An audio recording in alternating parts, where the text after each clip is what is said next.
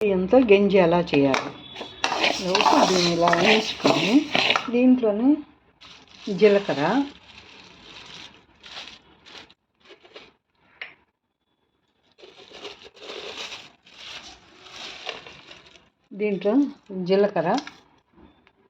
మెంతులు కూడా మిరియాలు రెండు మిరియాలు వేస్తున్నాను. జీలకర్ర వేస్తున్నాను కదా, ఇది మెంతులు,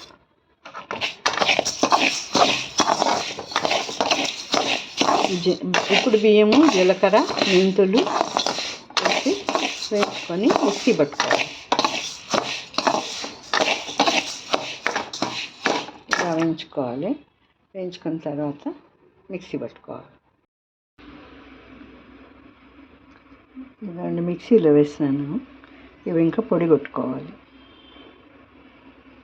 జీలకర్ర, వేయించిన ఉప్పుడు బియ్యము, జీలకర్ర, మెంతులు వేసి పొడి కొట్టి పెట్టుకుంటే షుగర్ వాళ్ళు కూడా బాగా తాగొచ్చు.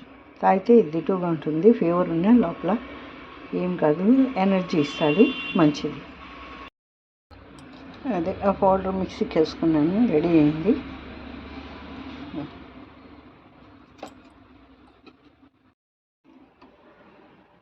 వాటర్ పోసి వాటర్లో ఈ పిండి ఒక గ్లాస్ కొంత, నేను 2 గ్లాసులు చేసుకుంటా ఉన్నాను. అప్పుడప్పుడు కొద్దిగా తాగుతూ ఉంటాను.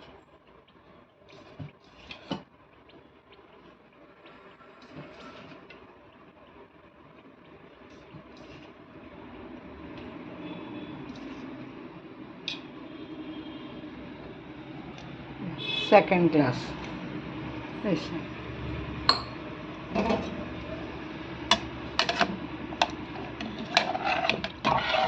వేసి ఇలా కలిపేసి చూడండి, ఇలా కలిపేసి వేగిందే కదా, 2 నిమిషాల్లో ఉడికిపోతుంది. స్టవ్ వెలిగించి ఇది పెట్టాను.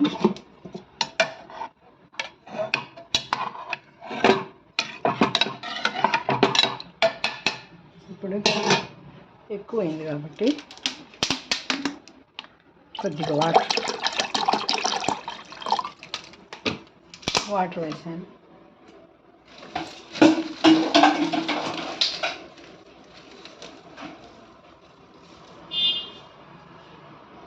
తగినంత ఉప్పు,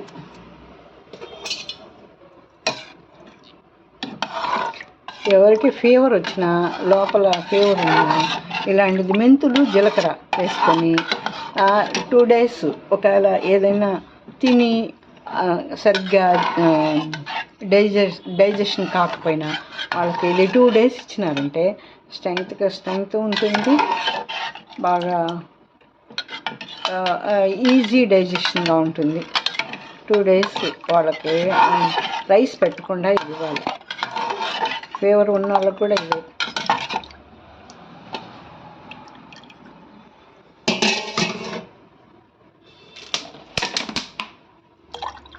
ఇంకా కొద్దిగా వాటర్ వేస్తాను.